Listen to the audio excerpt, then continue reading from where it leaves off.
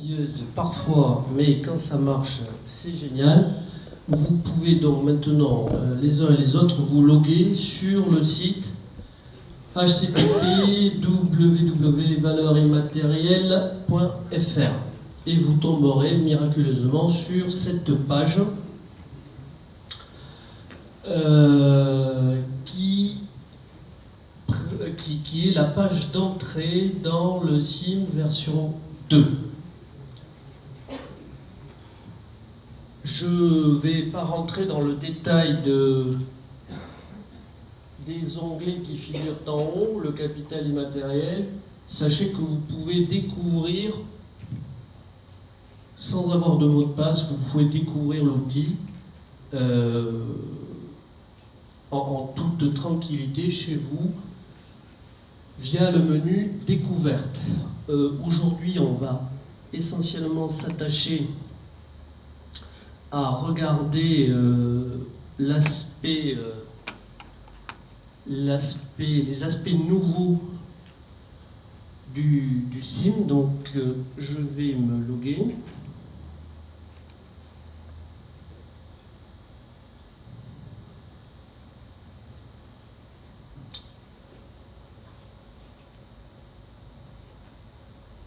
Je passe rapidement sur la présentation de l'interface, même si les couleurs, j'espère, ne sont pas trop choquantes.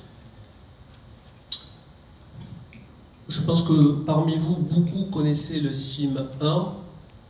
Donc il y a énormément de choses que vous retrouverez en termes d'approche méthodologique. Ce qui a été fait sur le SIM 2, c'est un renforcement des données entreprises, puisque le but de cette base de données, c'est quand même de pouvoir exploiter l'ensemble des éléments, des informations qui vont y être rentrées par les uns et les autres. Donc, capacité pour l'association à faire des statistiques territoriales par secteur d'activité qui associeront l'entreprise, le territoire et la valeur immatérielle. Un autre onglet qui a été rajouté, c'est l'onglet dirigeant. Alors, bien entendu, il ne viole en aucune façon l'intimité du dirigeant, mais une entreprise peut avoir des dirigeants successifs. Il est intéressant de pouvoir à chaque fois rattacher une évaluation SIM, bien sûr à l'entreprise, mais aussi à son dirigeant. Les éléments financiers donc existaient déjà dans le SIM 1, puisqu'ils sont basés sur le contenu de la liasse fiscale. Ce n'est pas encore abouti, mais nous sommes en discussion avec l'administration des finances publiques pour avoir une autorisation spécifique à l'import des liasses en automatique, quelque chose qui nécessite une procédure un petit peu particulière. Bien entendu, nous avons souhaité conserver cette approche basée sur des données financières parce que pour nous, et je pense que tout le monde est d'accord sur cette thématique, le capital immatériel nourrit la performance financière de l'entreprise. Donc il serait inconcevable d'imaginer qu'on puisse déconnecter la valeur immatérielle de l'entreprise de sa valeur tout court. Je crois que les deux choses sont dépendantes, complètement indissociables. Donc, intégration des liasses fiscales en cours d'automatisation, mais basée sur exactement le même principe que le SIM 1.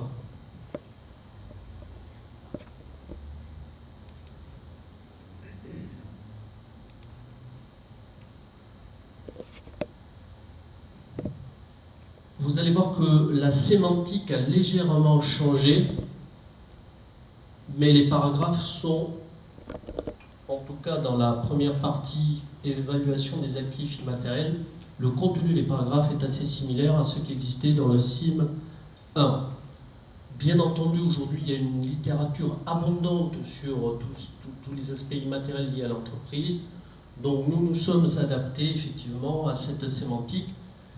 C'est pour ça que maintenant on va parler d'abord d'actifs immatériels. C'est quelque chose, c'est une donnée fondamentale. Maintenant on parle d'actifs immatériels, ceux qui tentent à prouver que l'immatériel devient une donnée reconnue au même titre que les actifs matériels. On va parler de capital humain, on va parler de capital organisationnel et de capital relationnel. Donc tout ça commence à rentrer un petit peu là aussi dans les mœurs de la sphère privée et publique autorisée à parler d'immatériel.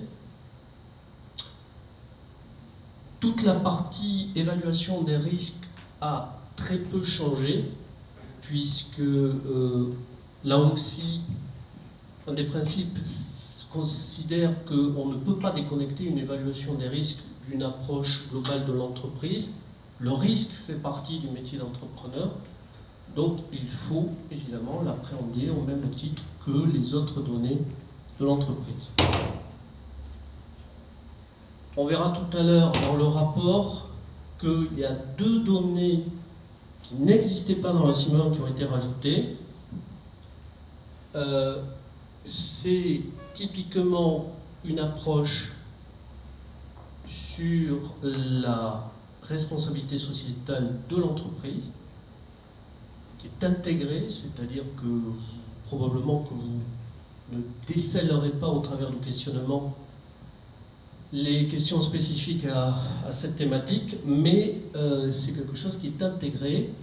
Et la deuxième approche qui a été intégrée, c'est une approche concernant le management de l'entreprise, à rapprocher de la gouvernance telle qu'elle est citée dans les thématiques issues de la RSE.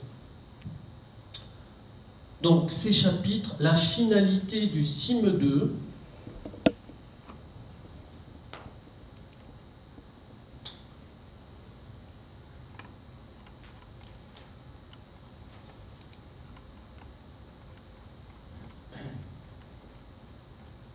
on revient à l'origine.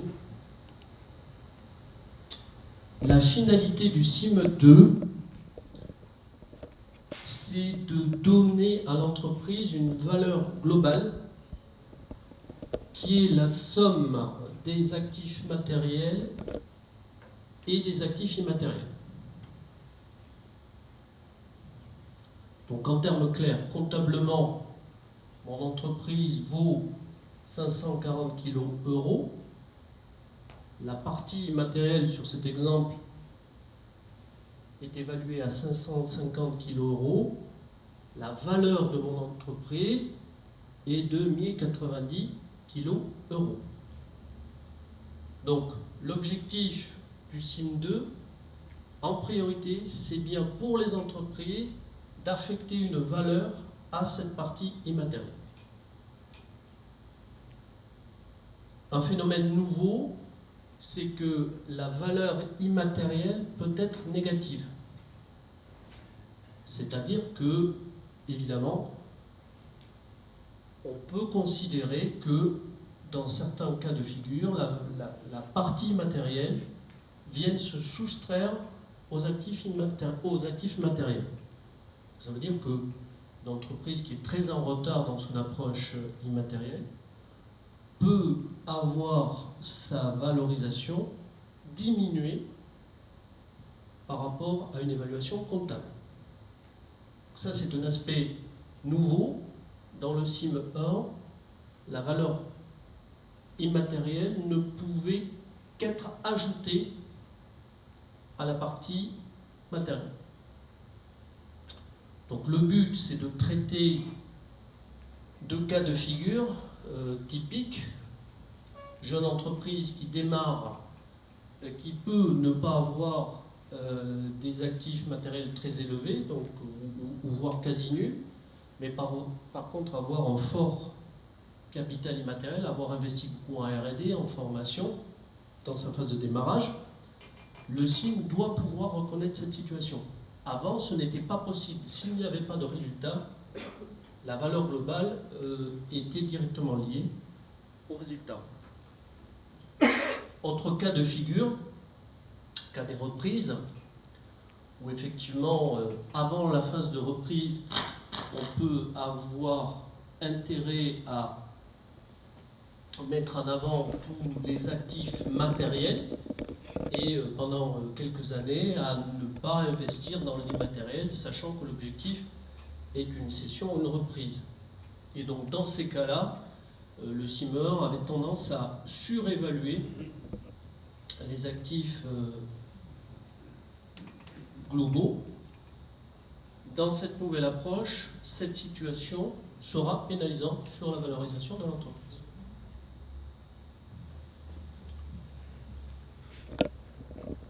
Donc, premier objectif, c'est le premier élément qui va sortir. Donc, sous forme de graphe, alors ici c'est un exemple où il n'y a eu qu'une seule évaluation. Bien entendu, lorsque par des CIM successifs, on aura plusieurs évaluations, les graphes se juxtaposeront de manière à voir la progression, année après année, de ces deux capitaux.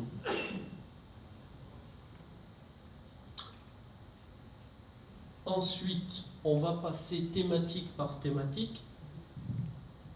Là aussi, le but, c'est de pouvoir donner aux chefs d'entreprise une vision instantanée de ses points forts et de ses points faibles. Libre à lui, ensuite, de les exploiter, de faire appel à des aides externes pour traiter ses points forts et ses points faibles, mettre en valeur ses points forts et peut-être traiter ses points faibles. Le but, c'est de lui donner une restitution sur laquelle il adhère le plus rapidement possible pour qu'il ait bien conscience que cette évaluation est bien le reflet de la réalité telle qu'il la vit dans l'entreprise. Donc là, on va avoir effectivement les trois capitaux, humain, organisationnel et relationnel, avec là aussi des superpositions lorsqu'il y a plusieurs années. On va avoir un focus sur le positionnement en termes de responsabilité sociale de l'entreprise. Précisons tout de suite qu'il n'est pas du tout question de rentrer dans le détail de ce qu'est la RSE, nous en parlerons avec les spécialistes tout à l'heure. Le but, c'est d'avoir une vision globale et une approche qui fasse prendre conscience aux chefs d'entreprise que peut-être sans le savoir, il fait de la RSE et que finalement il n'est pas si mauvais que ça. Et là aussi de pouvoir identifier les marges de progrès qu'il peut envisager. Autre focus qui est issu du rapport, c'est le focus management. J'ai personnellement considéré que c'était un manque du CIMer qui consistait à ne pas mettre l'accent sur le mode de management de l'entreprise. On ne peut pas dissocier l'entreprise de son dirigeant. C'est pour ça qu'effectivement, on a fait apparaître dans le CIM 2 vraiment une approche dédiée management. Ce sont deux scénarios.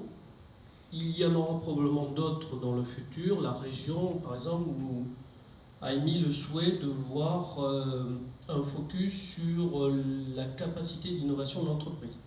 Donc là, c'est quelque chose qui verra le jour ou pas en fonction des demandes, mais des scénarios visant à mettre en évidence telle ou telle thématique sont tout à fait maintenant possibles et il suffit de rentrer en mode administrateur et de cocher quelques cases pour que ça soit opérationnel. Toujours une approche sur l'évaluation des risques. Là aussi, nous aurons d'éminents conférencier pour parler du sujet, donc je ne vais pas m'étendre là-dessus.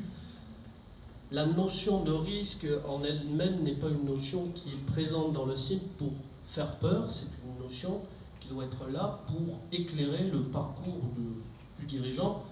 Si je sais évaluer mes risques, ben, je sais évidemment apporter des solutions pour les traiter. Donc, le but, c'est simplement, là aussi, de pouvoir jalonner le parcours avec des points de repère concernant les risques. Ceci était déjà présent dans le CIM 1, donc il n'y a pas d'approche nouvelle. On va voir par contre que dans le questionnement, nous avons introduit quelque chose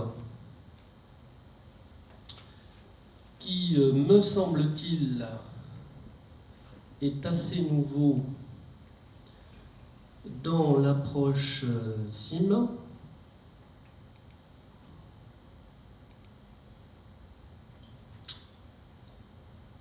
Bon, je prends au hasard une question, donc ceux qui connaissent le CIM vont reconnaître le questionnement du CIM, puisque la plupart des thématiques ont été reprises. La présentation web, évidemment, est différente, mais le contenu reste assez identique. Alors, nous avons introduit une notion qui consiste à faire en sorte que l'évaluation issue du CIM ne soit pas une évaluation absolue. C'est-à-dire qu'on ne va pas considérer que le choix du dirigeant est rattaché à un référentiel absolu et valable pour l'ensemble des entreprises. On va considérer que par rapport au choix du dirigeant, sur son positionnement, il peut y avoir une approche qui consiste à dire que le positionnement, qui soit mauvais ou qui soit bon, c'est une approche qui est cachée dans la présentation, mais quel que soit le positionnement, le but, c'est d'arriver à définir si ce croisement de valeurs présente un risque par rapport aux objectifs de l'entreprise. Chaque situation peut être différente, c'est-à-dire que un positionnement qui peut me paraître très bon va me mettre dans l'individualité absolue et me faire passer à côté d'objectifs collectifs. Donc je peux à un moment donné considérer que même si j'ai un positionnement qui me paraît bon, l'atteinte des objectifs de l'entreprise sera faussée par ce positionnement. A contrario, on peut avoir des entreprises qui ont de très mauvais positionnements et qui vont considérer que ces positionnements favorisent l'atteinte de leurs objectifs.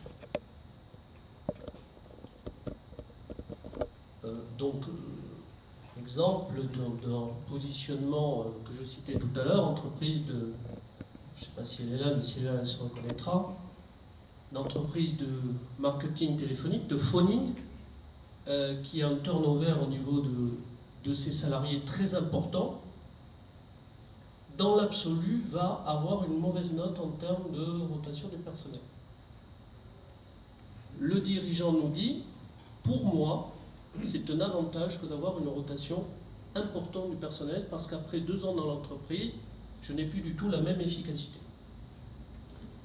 Donc, ça veut dire que par rapport à ses objectifs et aux objectifs de l'entreprise, le positionnement qui pourrait paraître mauvais devient honnête.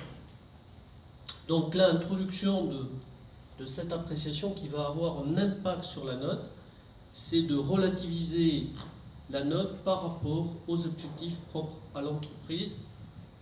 Là aussi, je laisserai tout à l'heure la parole à tous brillants intervenants, mais je crois qu'on est dans le sens de l'histoire en introduisant cette notion qui est d'ailleurs contenue pour beaucoup dans les nouvelles normes sur l'évaluation des risques, l'ISO 31000 en particulier, mais qui ne traite pas tous les cas de figure dans l'absolu, mais apporte vraiment une relation entre l'objectif à atteindre et la part de risque inhérente à l'atteinte des objectifs. Donc voilà, je ne vais pas rentrer dans le détail, je pense qu'il y a beaucoup de monde ici qui se tient à votre disposition pour faire des sims chez vous. Nous sommes dans la phase de test. Il y a des bugs, il y a des choses que nous découvrons au quotidien grâce à toutes les personnes qui ont pris en charge la délicate mission de faire des sims avec un outil nouveau. Donc toute la semaine on a travaillé sur des corrections. Je suis personnellement persuadé que 2014 sera vraiment l'année du sim.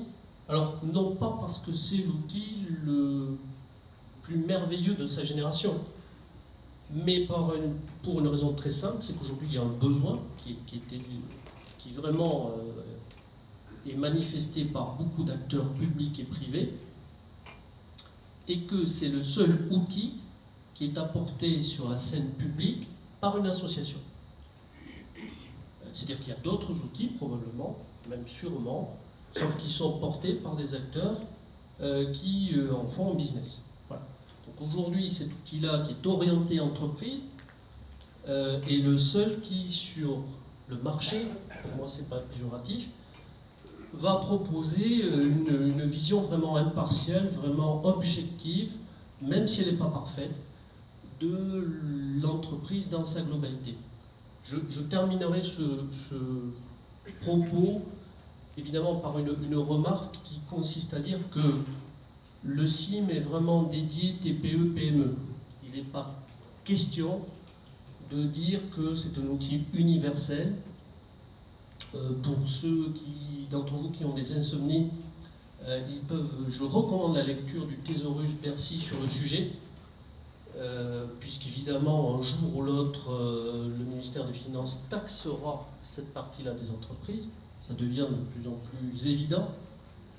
Le Thésaurus, alors je ne sais pas comment il fait, 400 pages, mais c'est quelque chose qui est dédié aux grandes entreprises, qui font toutes aujourd'hui de la RSE, qui ont des services qui s'occupent de la RSE. Très honnêtement, c'est une approche qui n'est absolument pas applicable aux TPE-PME. Donc aujourd'hui, dans le créneau TPE-PME, j'ai la prétention de dire, et j'espère que nous serons beaucoup à partager cette approche, que le SIM 2 est un outil qui permettra d'apporter une évaluation des entreprises dans leur globalité, en essayant de traiter dans un entretien qui est toujours effectivement d'une durée moyenne de 2 à 3 heures. C'est évident, c'est incompressible, c'est pas parce qu'on est sur le web que ça va augmenter la rapidité de traitement. Mais aujourd'hui, je pense que nous avons un outil qui est de nature à booster cette vision de l'entreprise dans ses aspects cachés et surtout dans son aspect immatériel des choses. Bien entendu, le bénéfice en sera pour les entreprises elles-mêmes. Et j'espère que tout le temps et toute l'expérience acquise depuis des années par Elias et ses équipes fera que cet outil sera reconnu. Autre point de satisfaction, peut-être que nous ne serons pas prophètes en notre pays, puisque on est en train de signer des accords avec la Tunisie pour... Alors eux, ils démarrent de rien, donc ils sont à la recherche d'outils pour évaluer leurs entreprises, pour les faire évoluer vers un standard qui, heureusement pour nous, est un standard français. Donc ils nous ont contactés pour essayer d'utiliser cet outil en Tunisie et faire en sorte qu'au bout d'un certain nombre d'années, ils arrivent à avoir une cartographie des entreprises tunisiennes de manière à pouvoir les aider, les accompagner dans leur évolution. Voilà, j'en ai terminé. Quelle heure est-il, Henri ? Il faut y aller. Comment ? Il faut y aller. Voilà, donc moi je vais m'effacer. Encore une fois, bien entendu, vous pouvez consulter maintenant, c'est un des bénéfices du web, vous pouvez vous connecter et regarder dans le détail. Je ne sais pas vous dire combien de temps va durer la phase d'évaluation, de débugage entre guillemets. On en découvre un petit peu tous les jours. Pour une association comme la nôtre, c'est un investissement lourd. Vous pouvez l'imaginer. Bien entendu, cet investissement ne sera justifié que si nous arrivons à vendre cet outil, à faire en sorte qu'il devienne la référence dans l'évaluation des entreprises. Bon, c'est le pari que nous avons fait et j'espère que par la contribution du plus grand nombre, nous arriverons à tenir nos objectifs. Vous verrez que il y a une approche tarifaire dans le CIM. Le but, ce n'est pas de tirer des revenus de cette approche. Le but, c'est de faciliter le fait que la majorité des entreprises puissent avoir des évaluations qui leur permettront d'obtenir des services annexes. On va vers ça. Je crois qu'il faut bien se rendre compte qu'aujourd'hui, après avoir été délaissé, l'immatériel est en train de devenir une valeur marchande. Je suis désolé de parler comme ça, mais pour nous, petites et moyennes entreprises, notre immatériel, notre valeur immatérielle, va devenir une de nos richesses de demain. Elle sera assurable, elle sera finançable, elle sera, je ne sais pas quoi, elle sera reconstituable, mais ça fera partie des données que nous pourrons montrer. Et je vais terminer par ça. Surtout les investissements que nous mettrons au service de l'immatériel. Maintenant, on pourra voir leur traduction en euros. C'est quelque chose qui est énorme. Et on va pouvoir vérifier que l'amélioration de toute cette partie immatérielle porte ses fruits. Tant il est vrai, je pense qu'on ne peut améliorer que quelque chose qu'on sait mesurer. Les gens qui travaillent dans l'évaluation, dans les normes, ne me contrediront pas. L'amélioration passe par la mesure d'une situation et par la mesure, après un temps X, des évolutions apportées à telle ou telle situation. Voilà. Pour ce qui me concerne, j'en ai terminé.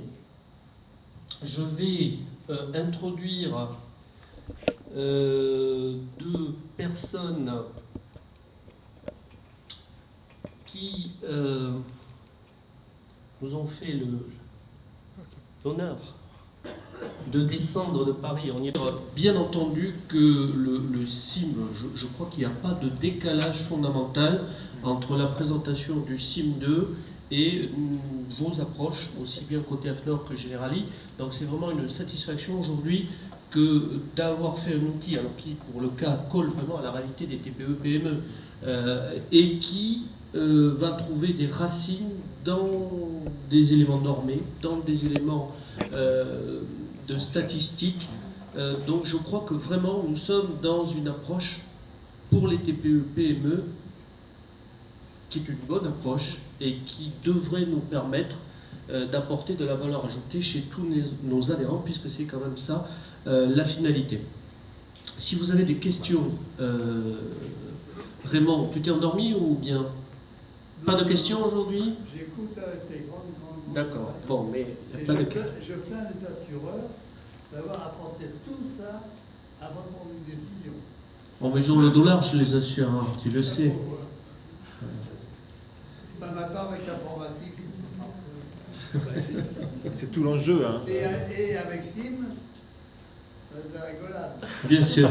Non, bon, je crois qu'on va terminer, je ne sais pas quelle heure il est. 5h30, c'est merveilleux. On a essayé de faire bref. J'espère que votre attention n'a pas été émoussée. On va se retrouver autour d'un pot. Dehors pour continuer éventuellement à bâton rompu la discussion.